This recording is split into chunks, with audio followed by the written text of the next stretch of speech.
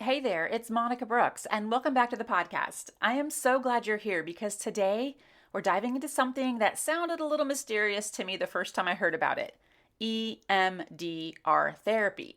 And I wanted to learn more, so I asked my friend Erin Pritchard, who's not only certified as an EMDR therapist, but she's also a consultant, which means she doesn't just practice it, but she helps other professionals learn how to do it too. Erin is going to share with us some real life examples of EMDR and how it has worked for her in the past, but also she's going to explain why it can be so effective for healing trauma, anxiety, and so much more.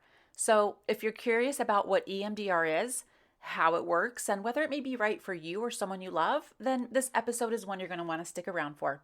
So, if you're ready, let's get started. Welcome to the Becoming a Better You podcast. My name is Monica Brooks, and I'm a self-improvement enthusiast who is eager to share tips and strategies to help you become the best version of yourself.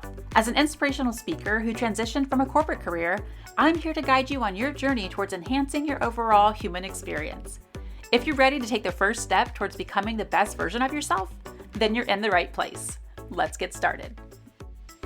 Welcome back to the podcast, everyone. It's Monica Brooks, and I have a really amazing guest here with us today, and her name is Erin Pritchard, and she is going to be talking about EMDR therapy. She mentioned it to me a while back, and I was so curious, and I just wanted to learn more. So, welcome, Erin, to the podcast. You. Thanks for having me. I'm Of, excited. of course, I'd love for our audience and our listeners to learn a little bit more about you. What do you do? Maybe just briefly touch on EMDR, and then we'll really get into the questions. Yeah. I first was a trauma therapist, also have evolved to become a sex therapist. So I do a combination of EMDR and trauma therapy and also couples work and sex therapy. I have a small private practice and do all this virtually. Do you feel like I didn't realize the whole sex therapy piece? Do you feel like that's a bit like people feel that's taboo, like not to talk about, we don't want to discuss it? A little bit. I use EMDR a lot in sex therapy as Okay. part of it. There's not a whole lot of people who are trained in both. So it is an interesting crossover. But yeah, feels Yeah. good for a lot of people. So, EMDR, eye movement, desensitiz, oh, desensitization. Hold on, I want to say it. Desensitization. Is that Mhm. right? Okay. Reprocessing. Okay, you say it. Yeah, so EMDR stands for eye movement, desensitization, and reprocessing therapy. It is a mouthful. It's a mouthful. Yes. Yeah. Okay. So we're talking Yeah. about the eyes. And when you first explained this to me, you're like, yeah, our eyes, you like you can move them back and forth. I mean, I know that it's more than that, but I have since seen it on television and I'm like, oh, that's what Erin does. Yeah. So maybe just kind of break it down. Like, what is it? How does it work? And then we'll like go from there. I can talk about this for a long time, so cut me off if this feels like too technical or too confusing because there's a lot behind that. So Okay. the kind of guiding model behind EMDR therapy and why it works is called the adaptive information processing model. So the idea being that everybody's brain is wired to adaptively for that person integrate all of their experiences. So we're talking about our emotions, our sensations, like body sensations, our thoughts about something. If we have new thoughts after something happens, like kind of integrating the experience as a whole in a way that's adaptive for us.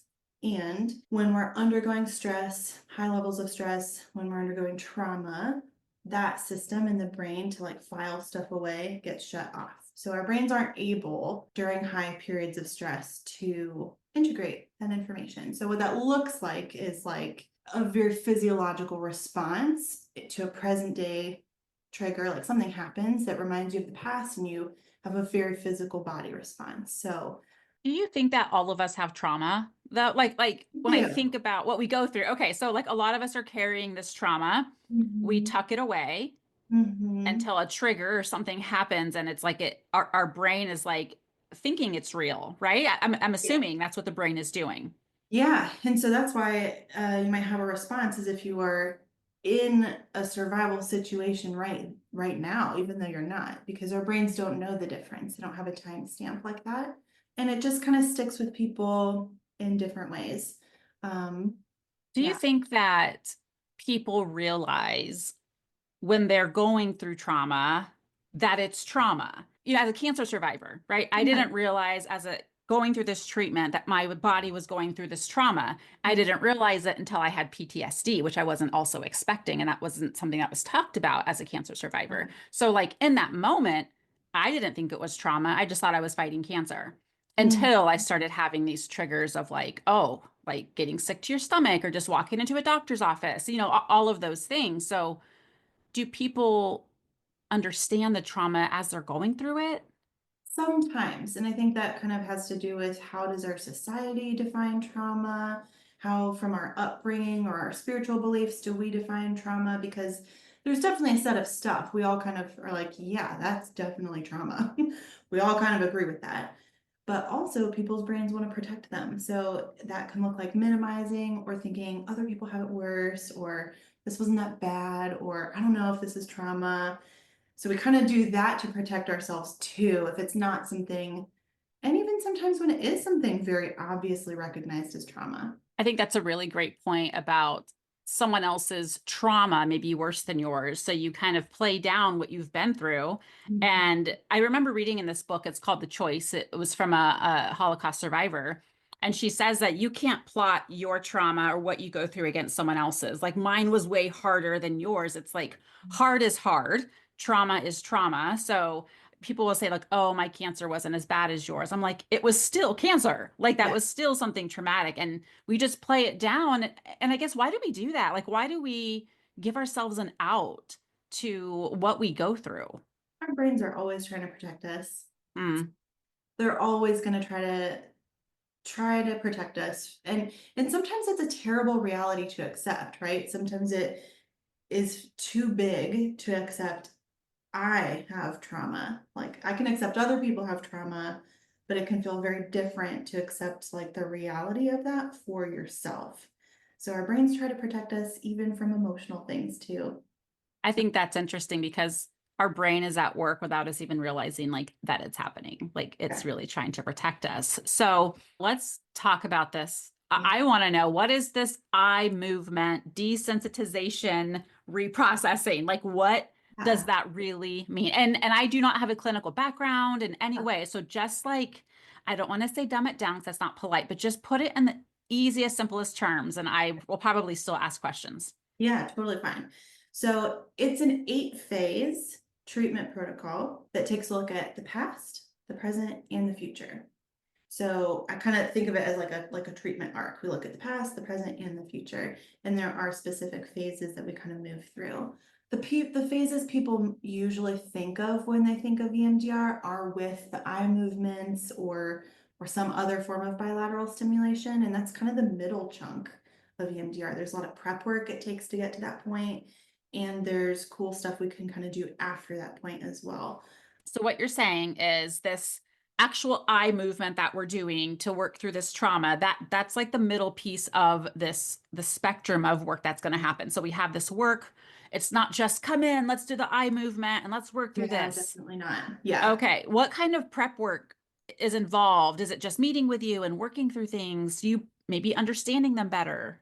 Yeah, yeah, I'll kind of share a little bit about each of the phases. The first couple of phases, if people have been to therapy before, it can kind of look and feel like other therapeutic experiences. The first phase is history taking. We're getting to know each other.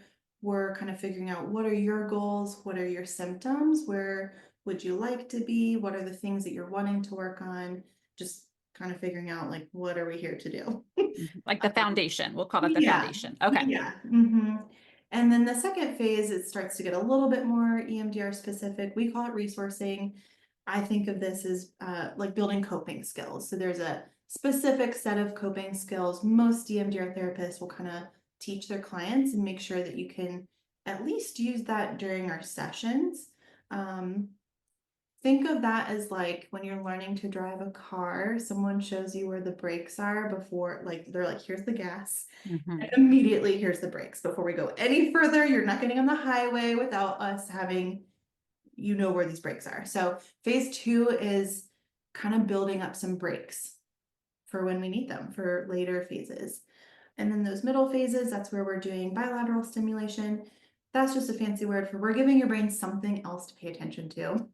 Okay. And having like a dual awareness of the past, like whatever past memory we're focusing on, and the present moment of what's happening in your body right now, right here, right now, while we're letting your brain reprocess the memory. How does it reprocess? Like what, like, do you have an example of what that would look like? So yeah, so there's a bunch of different theories on that. They don't quite know some of the exact why behind why does this work. One theory is that it's similar to REM sleep and our eyes moving, our brain kind of piecing things together and filing things away like it does during sleep time. Um, that would be one theory for that. The other one is that when we are having that dual awareness, we're giving your brain just something else to pay attention to, and we're recreating a state where it can file information away how it would have at the time if it wasn't overwhelmed by the experience. Oh, that's interesting. I like Yeah. how you said that. Can you say that one more time? It's filing. Yes, we're filing information away in your brain as it would have done adaptively at the time if your brain wasn't overwhelmed with surviving that moment. Wow. That just sounds amazing, but also kind of scary. Okay, like, are there people hesitant? Well, I'm sure there's people that are hesitant to go to therapy, counseling, period, because there's sometimes a stigma, and I think we're kind of breaking free from that and normalizing that it's okay to talk to someone. But when you're dealing with trauma, my first instinct, I guess, is to protect myself and say, I don't want to go there. I'm fine. I'm functioning. I'm happy. Is there anything wrong with that? No, but that's also why we spend a lot of time in that phase two prep stage to build you up with skills so that that's a little less scary. And we've got lots of other tools and ways that we manage that during some of the reprocessing phases, but someone who's a good EMDR therapist is never going to push you past what your brain and body is willing to do in that moment. So when we talk about the past, present, future, Mhm. what does that timeline typically look like? And I'm assuming maybe it's different for everybody. Yeah, it's different for everybody. So, can we use your story as an Oh, example? please. This is Okay, fun. that's a little easier for my brain to think about it Sure. or describe it than just like a hypothetical thing. So, and I have my own medical trauma too, so maybe I'll kind of throw some of that in as Sure. another example. But when we're talking about a past thing that we focus on, maybe it's like those very first symptoms, or maybe it's like going and getting that initial test result that isn't good, or that first time the doctor is sharing, hey, actually I have some bad news. So we want Mhm. to look at whatever like the first piece of that is that's, usually not right now. It's sometime happening, it happened already, it's Yes. done. A more present trigger would be like, and here's one of mine, like, man, when I go to the doctor, they want to do this, like a specific test. I'm like, okay, cool. Like, very, like that filled with that feeling of dread and anxiety, and your pit of your stomach kind of drops. That would be like a present trigger to focus on. And then a future one would be, maybe an upcoming annual scan. I do it every year at this point. Not a big deal. I've been clear and clean for a while, but an upcoming future appointment where I want to have a more calm body sensation in that appointment. So our whole point and purpose in EMDR is to neutralize that body response. That's how we know that the brain hasn't filed stuff away correctly, because if it had, there would be a neutral body response. It wouldn't come with, I'm sweating, my heart's racing, I Yeah. feel like I'm gonna puke. It doesn't come with that. It just comes with like, yeah, Okay. neutral, right? It doesn't have to be Yeah. positive. It's not toxic positivity of like, oh, I'm happy I had this experience. Some things we're never gonna be happy we had. Right. Just I can look back and say that happened, acknowledge that reality, and it's not bringing up this physical response when I do that and when I'm faced with similar stuff. There's so much growth when you realize you're not responding like you used to. Yeah. Um, but I think it's also interesting because, my husband, no, I just made a phone call to my oncologist for my appointment. I had to reschedule. And then I got off the phone and I was like, oh, like I started to get teary-eyed. Like, and I Mm. didn't realize, of course, with triggers most of the time, you don't know it's coming. It just kind of hits you out of nowhere. Yep. How do you think people could benefit from EMDR therapy that are suffering from PTSD? Yeah, it's actually one of the best treatment modalities for PTSD specifically. Talk therapy is great, and also there's a limit to that. So I think talk therapy for trauma has a time and a place of kind of learning and understanding some of the, education pieces between how does the brain respond and what are normal trauma responses, what symptoms do I have that are trauma, like some of those pieces. But EMDR kind of cuts a little deeper so that your brain can file stuff away differently. And it's really cool because when you're doing EMDR, you don't have to talk about your trauma, which for a lot of people, they're like, well, why would I want to go and sit in an office and like just talk about that? You don't have to do that. Some of my, What do you do? yeah, So, okay. Okay, hold like, on.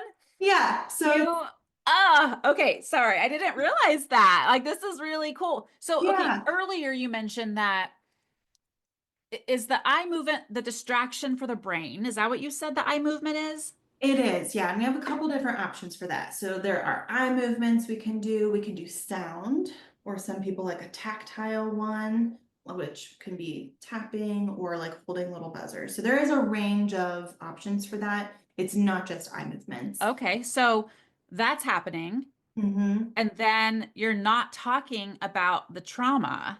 Yeah, What is happening? I'm so confused. How does that I mean, I'm sure there's a lot to it, a lot of science behind it, I would yeah, imagine. yeah. But how do you know it's working? Yeah, so we have a couple different ways that we check on that during session and also outside of session. So the scales that we're looking for in a session, a couple different ones. One would be called a SUDS, or a subjective units of disturbance. That's a 0 to 10 scale where you're just saying like 0 to 10, 10's the most and zero's neutral, not numb, but neutral. How much is this bothering me? How much is this having that physical response in my body? So we look for that to get from 10 all the way down to 0.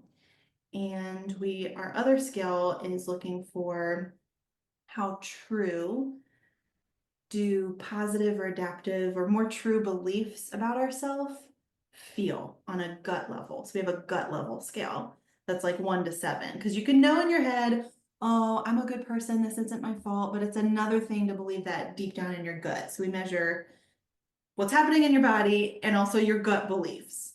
Whoa, this is so cool. This is oh my gosh, I don't know. I am fascinated by this. I think Yeah. more than anything, it's our brain. Like what's happened, like what is my conscious brain feeling or processing when this EMDR session is happening?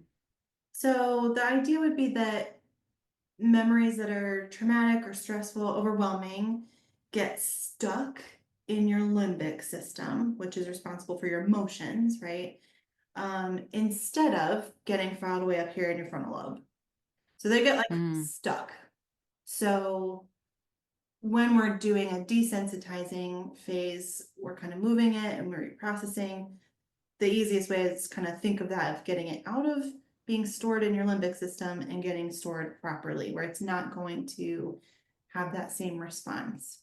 What was it like when you saw the effectiveness of EMDR? Like what was that moment you're like, "Oh my goodness, this works." Personally or with clients? Either, E- whichever one you're comfortable talking about. my first experience with that personally would have been in my training, because we practice on each other, right? And you're kind of in these little groups and like learn the skill and getting to experience. So the thing people don't usually realize that EMDR is also evidence-based for things not related to trauma, like performance enhancement is one of the things. At the time that I was going through EMDR training, the thing that I focused on was running an upcoming half marathon that I was underprepared for. I was so nervous for. So I was like, cool, this is gonna be what I'm gonna work on. And I ended up running my fastest race on like the most hilly terrain, beating my own PR. I was like, That's incredible. yeah, so it was super weird because the only different thing that I did was a little bit of EMDR on this upcoming race. So Were you surprised at the result? I was. Yeah. And then every time I do it with clients, when people have just, there's this moment where, from my perspective, I can see people's brains shifting to something more adaptive. And people are surprised every time. They're like, wow, I can't believe that this terrible thing feels neutral. Like, I never would have Mm. thought that I think that. Um, Mm. but I do. It just is so cool. It sounds very empowering. Yes. Sometimes people's brains do kind of cool things. We usually start with like an image that kind of represents the worst part of the memory. And one of the cool things I've seen sometimes for people is their brains really shift that image and make it something even ridiculous or adaptive. Like one person's abuser became a clown. Like that Mm. was very like, look at this guy. Like he's just a clown. Like it was very Hmm. empowering for her. So it's just super cool to watch what people's brains do. But again, empowering to be able to do that with your brain. Like you're doing that as an individual. I think that's amazing. So let's say I am a patient of yours. We do this virtually. Mhm. You learn about me. We set that foundation on what I want to work on, what I want to work through. The part where we're doing something, like whether it's the sounds or whatever it is, what does Mhm. that look like on my end as a patient Yeah, there's this. virtually? Yeah, so a couple different options. We would figure out together like what are your preferred means of that bilateral stimulation. So we would already have figured that out. Virtually, what that looks like is I've got a platform that I use that has different sounds or a light bar, like a virtual light bar for people's eye to do the eye movements. So share a screen, have you watch this thing. Um, you kind of, whether you're in person or remote, like that's kind of the biggest difference. So in general, when you're doing the bilateral stimulation, it's just sharing a screen or in person. Um, in either direction, you would be asked to kind of notice your current body sensations and emotions, notice what's happening currently for you in this moment while you're thinking of the old thing or whatever we're focusing on, and let your brain go wherever it needs to go. And you do that for a limited time period, and then we pause and check in. What happens in the check-in? Like, how are you feeling? Like, are you asking questions to kind of draw them out? Am I asking too many questions? I'm so Oh, sorry. Okay. no, no. You're asking great questions. So the question I ask during check-ins is, what are you noticing in this moment? What are you noticing now? What do you notice? And that can be any number of things. We're looking for responses of, oh, my thoughts are shifting. I was thinking this, now I'm thinking this.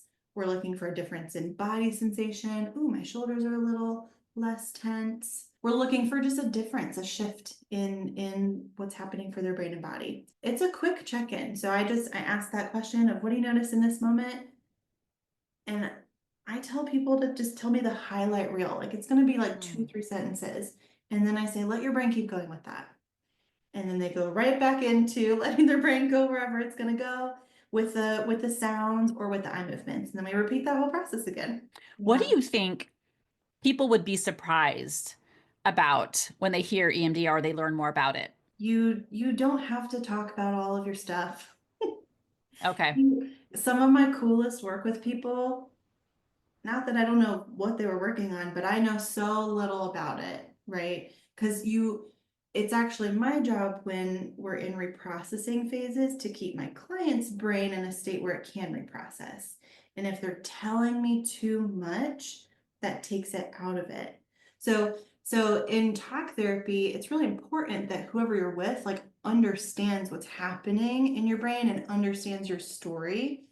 In EMDR, I don't actually need that same understanding. People can tell me if they want to, but I do not need to know what's happening in people's brains. And for a lot of people, especially with trauma that feels so shameful or so heavy, or I can't bear to speak about it, that can be really freeing for people to just not have to tell me. So, Yeah. yeah, that's one thing.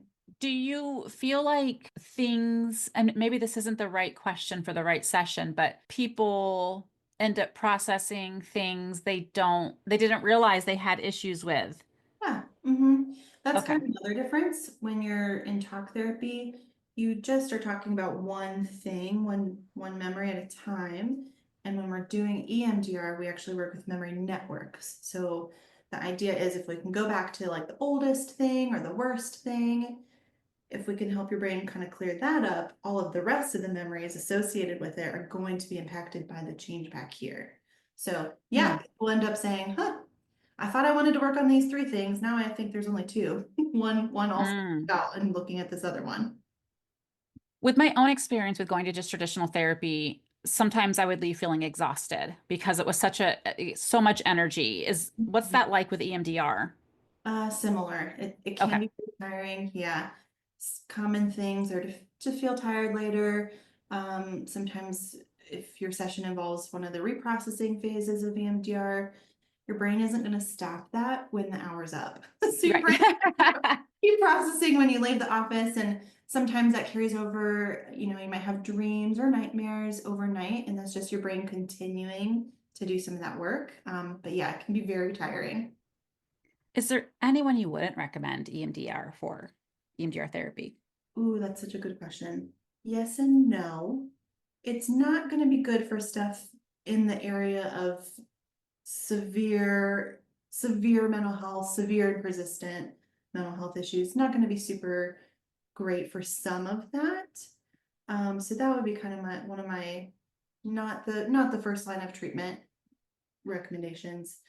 And I think other than that, most people could do EMDR. I think the part that comes into question is how much prep work do they need to be able to get to some of the reprocessing phases. Some people can get there pretty quickly if things are pretty stable in life, if they already have some good coping skills, if they've already got a good support system, it can be a lot easier to move through that process. But for people who are really stuck in current trauma or ongoing situations or lots of chaos in their present life, we might not get too much past a phase two, or might have to spend a very long time in that prep phase to be able to get to some later phases. So everyone can do it. It just kind of depends how much prep work do they Okay. need. Do you do this virtually or is it just in person? I only do this virtually. People can do either, and personal preference is what that boils down to. The efficacy is the same. As long as there's no safety concerns, research is showing that it's just as good. And then for some people, it's even better to do virtually. But some people really don't like virtual therapy. So you can do either. Does anyone ever ask you, or I don't know, this is what comes to mind is, does anyone try this on their own? Like, has anyone, and I'm sure that would not be safe, I'm assuming, It is because you have to know not what you're safe. doing. It Yeah. is not safe. It is not safe. It is dangerous. There are some websites and programs that will kind of offer to try to encourage people to do EMDR on their own. That is just very dangerous. So What uh, could happen? we call them ab reactions. So it's just a number of things that could go wrong. One of the things to take into consideration is people's medical history. Someone has a seizure disorder, and that might not be appropriate for them.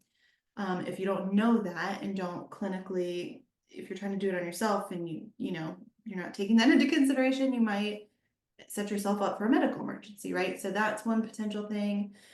This is not the point of EMDR, but old memories can resurface. If you're not expecting that, that can be shocking. That can really rock your world. If something pops up that you are not expecting and you're left alone to deal with that. Another kind of thing, as with any other therapy, stuff can get worse before it gets better.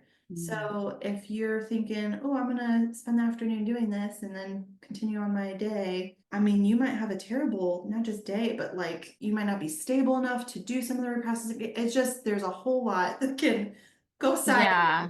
It's like our brain is so much more powerful than we realize, and what happens and what we're trying to work through. Yeah. So I get really curious. Like, have you met anyone that was like really skeptical and you really like shocked them with how well this worked? Yeah. Okay. Lots of Okay. people. Yeah, I'm sure because it doesn't feel. we love tangible things. We love, like I worked out and I Yeah. feel tired, right? Or I Mhm. exercise and I feel good. But this is different when you're just sitting here and Mhm. doing this and your brain's doing all of this work and Yeah. then you come out of it like okay my body feels different, different sensations, different thoughts, different tense, feeling less tense in an area. Mhm. um I'm like I totally believe you, but I'm also one of those like, oh, prove it. No, you know what I mean, like that. But because Yeah. we want that like, Yeah. yes, I worked out, look at my watch, look how many, Yes. but this isn't like that. Yeah. I can share a personal story for an example of also Yeah. what that's like if that's helpful. So Because helpful. yeah, like that happens all the time. And honestly, when you're going through it, especially like the first couple of times, it's a weird therapy to participate in. You're like, what am I supposed to do? Am I doing it right? Like, there's all sorts of questions. So all of that is very, very normal. Um, Okay. as a patient, I did EMDR a year ago. I have had some flight anxiety the last couple of years. That like really, really ramped up. I was like needing to take a Xanax to fly from here to Florida. That's like a 2 hour flight. Like I was, Mhm. and I had flown a lot. I grew up in between Columbus and Chicago and flying back and forth multiple times a month. So I was not an infrequent flyer, but Okay. developed like very like I'm sweating on flights. I'm so nervous. And last year, when my husband was deployed, I got to go visit him, which meant a transatlantic flight. And I was like beside myself, like, how Mm. I so badly want to go see my spouse. It's been so long. And also, I'm like sweating thinking about this flight. How am I possibly going to make it on an 8, 10 hour flight? Like, just so beside myself with this. Like, I'm thinking, how many Xanax can I take? Like, how many is safe to, I don't know. Like, I have no idea, right? So I clearly needed to do something else to be able to manage that. And because I had such a good experience doing EMDR in my training for that half marathon example I was talking about, I was like, you know what, I'm just gonna try this because I know that this is helpful for performance anxiety things. So yeah, I did just a couple of EMDR sessions and I was able to jump in quicker than most people because I'm super Your familiar. experience with this, yeah. Yeah, so I was able to jump in and just did a couple of EMDR sessions. And when I tell you that I actually got to go visit a couple of times. So I had 4 over the ocean flights.